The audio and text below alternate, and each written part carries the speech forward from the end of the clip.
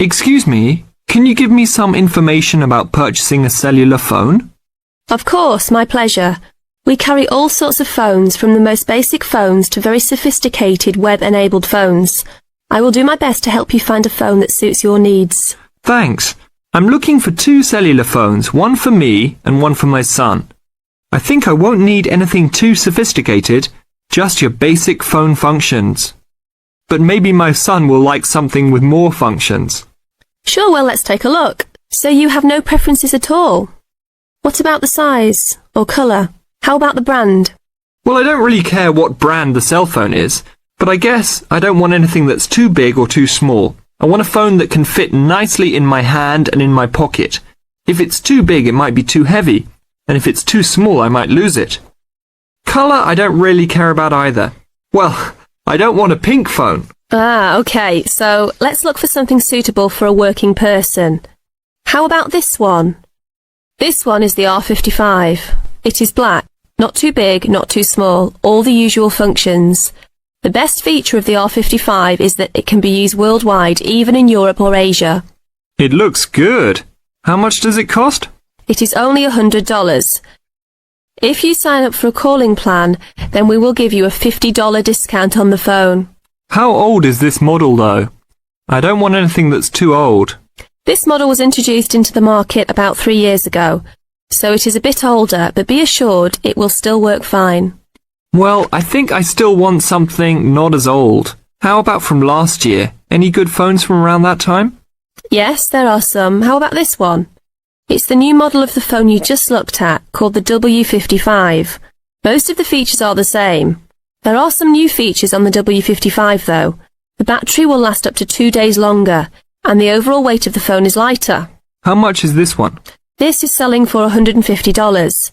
If you purchase it along with a phone plan, then it will be only $100. Okay, I think I'll take this one. Now, I need to pick up a phone for my son.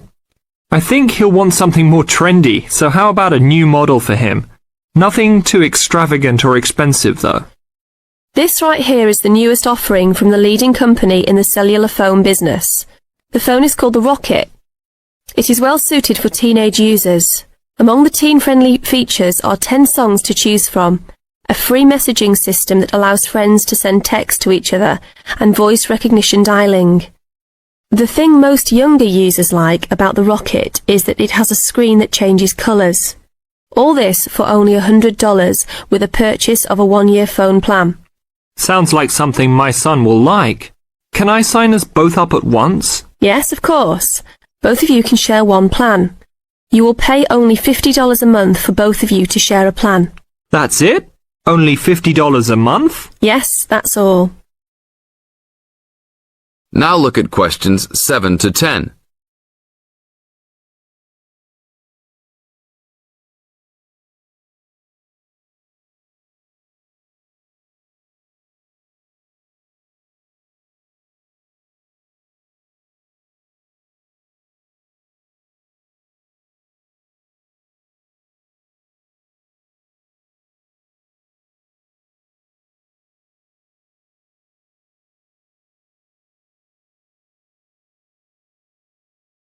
Now listen to the tape and answer questions 7 to 10. Okay, I will need your information. Name and address, please. Richard Derek Jones. What's your profession? I'm an engineer. Address, please. 322 First Street, San Francisco, California. And phone number, please. 621-360-7601. Oh, sorry, that's the wrong number. 621-360-7610. How many phones do you want activated onto your plan? 2 for now. Thank you very much. Your phones will be ready in a minute. That is the end of part 1. You now have half a minute to check your answers.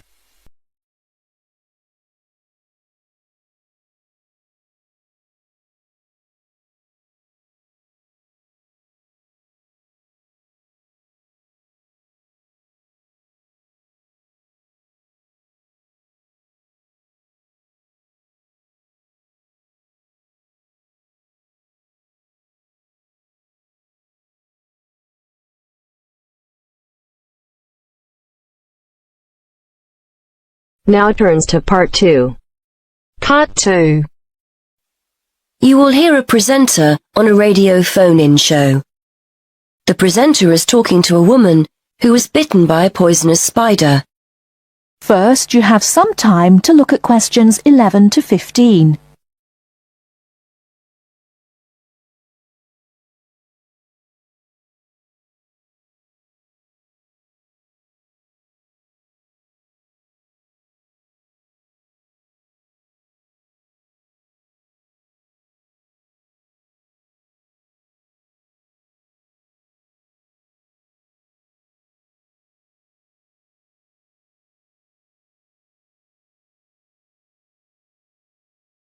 Now, listen carefully and answer questions 11 to 15.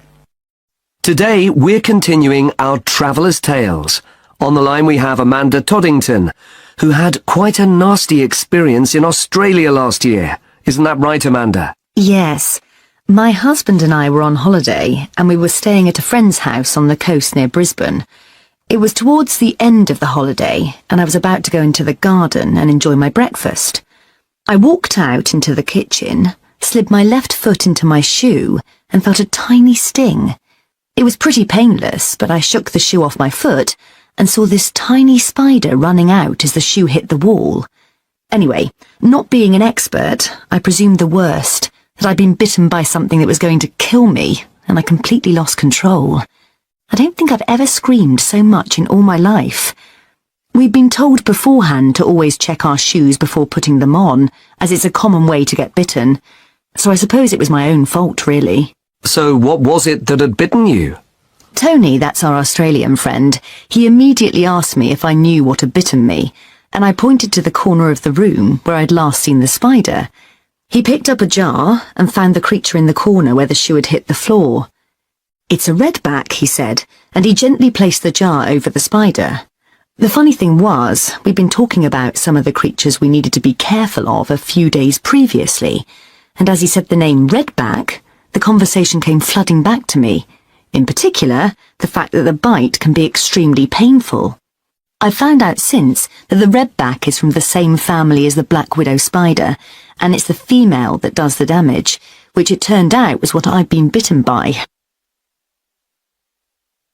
You must have been absolutely petrified. You can say that again. I remember feeling quite confused. I wasn't in a great deal of pain to begin with, and yet I could see from our friends' faces that they were concerned. Tony explained that the venom or poison of the bite spreads quite slowly, so the pain doesn't feel too bad at first. Gwen, Tony's wife, brought an ice pack, and Tony held it against the bite to make it less painful. Apparently, you're not supposed to put a bandage on the area, as this can make it hurt even more.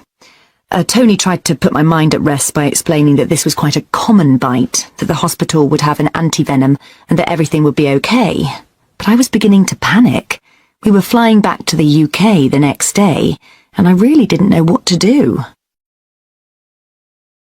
Before you hear the rest of the talk, you have some time to look at questions 16 to 20.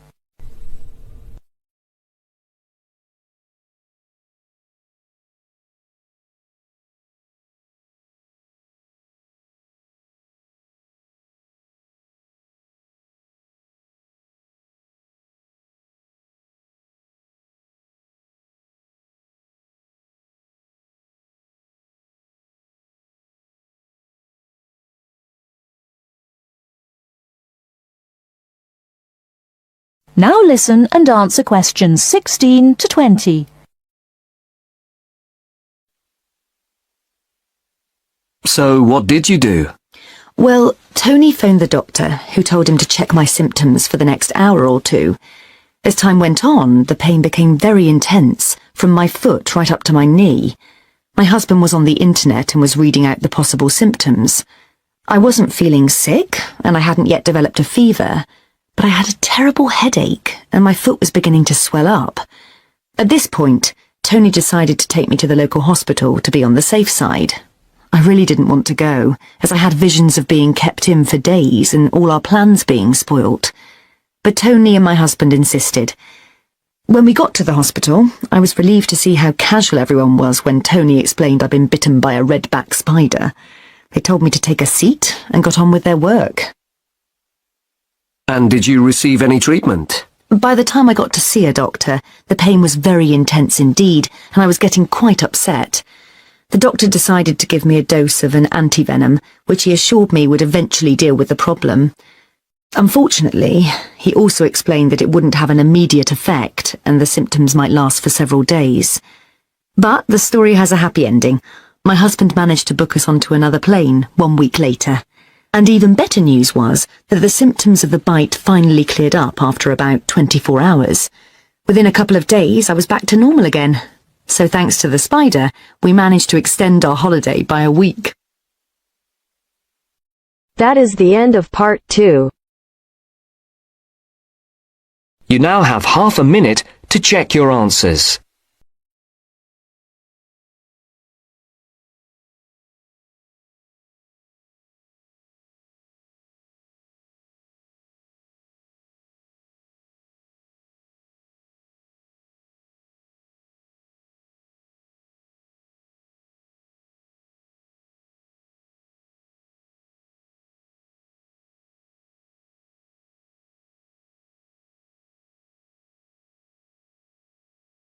Now turns to part 3.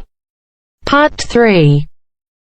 You will hear two students talking about a class assignment about wild bird rescue and rehabilitation. First, you have some time to look at questions 21 to 25.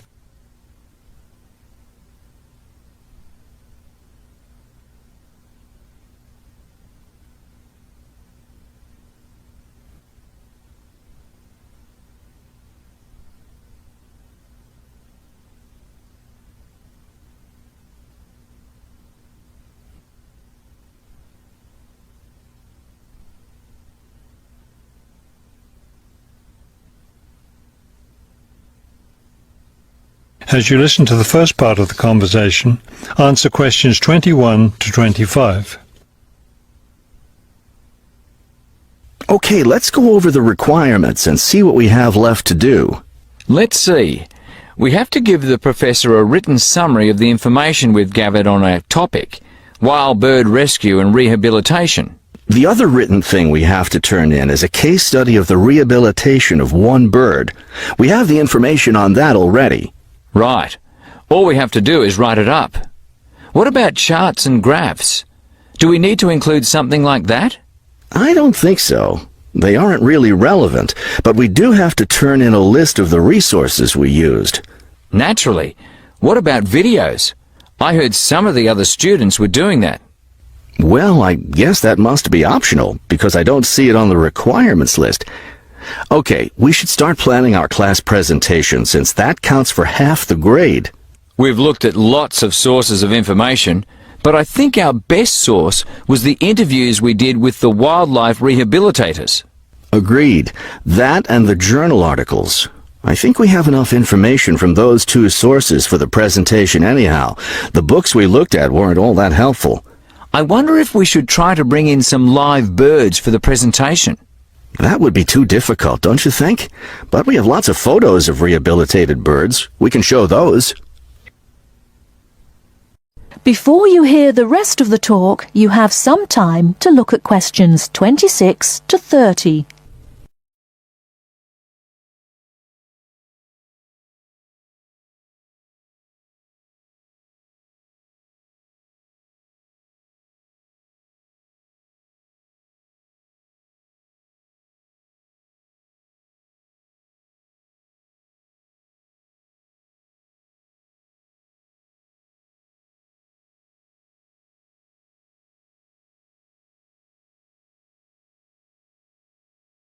Now listen and answer questions 26 to 30. Right.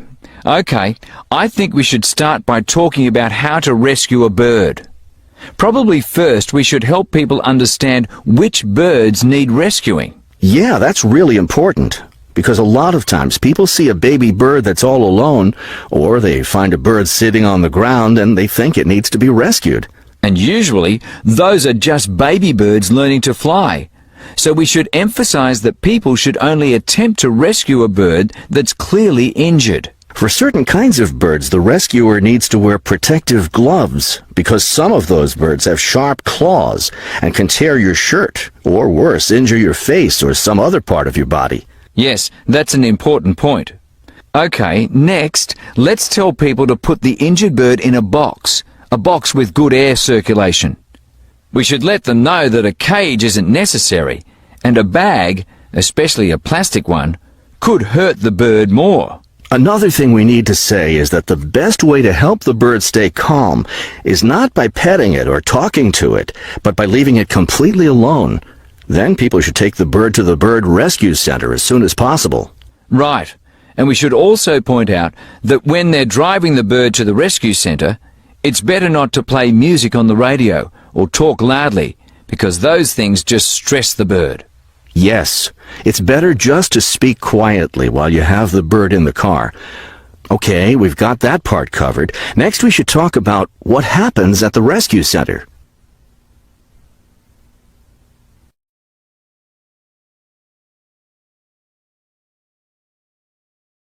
That is the end of part 3. You now have half a minute to check your answers.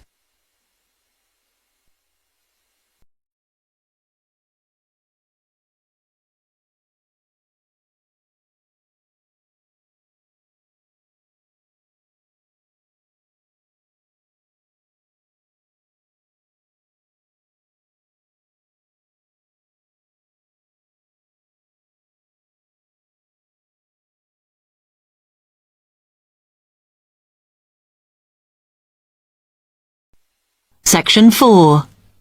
You will hear part of a lecture on cities of the future. You now have 30 seconds to read questions 31 to 37.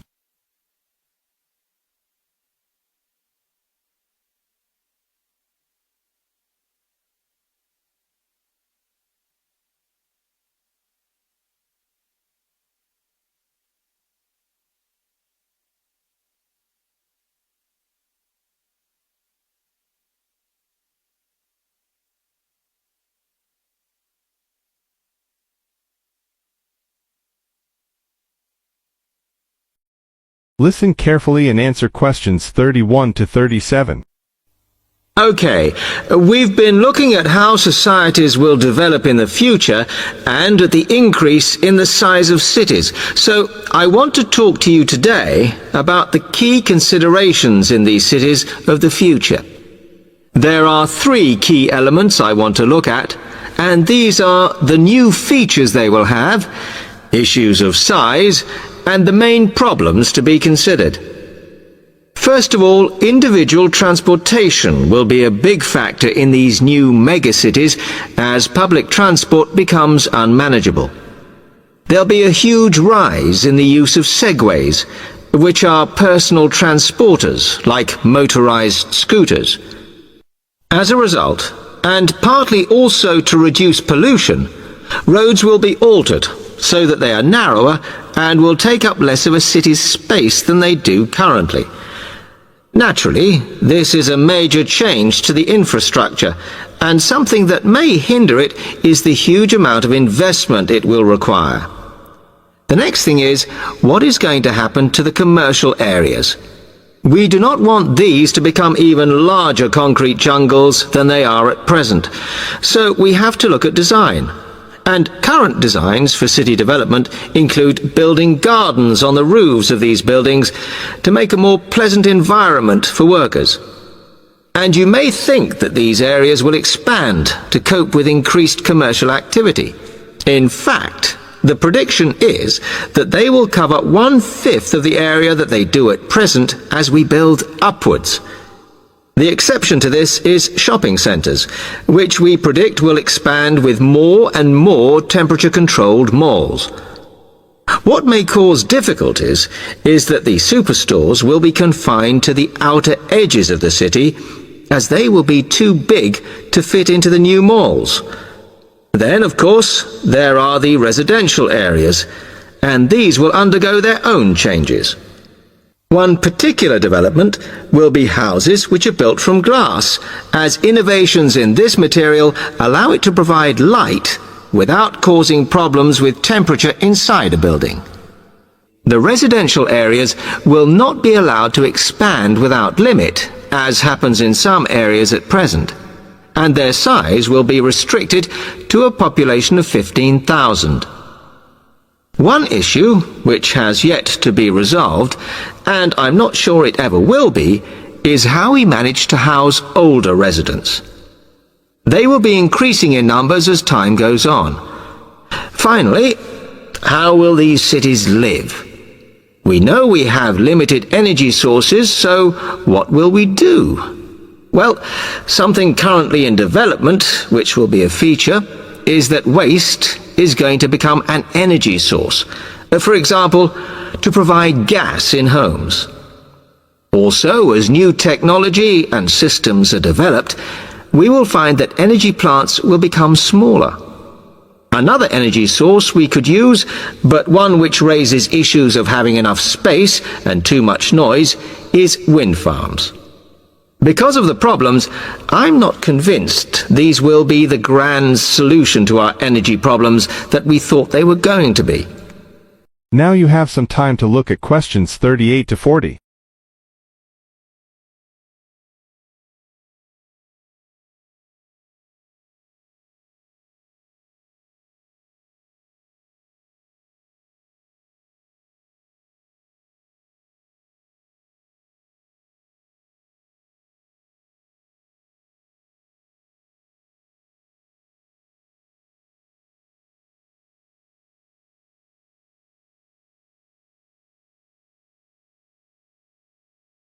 Now listen carefully and answer questions 38 to 40.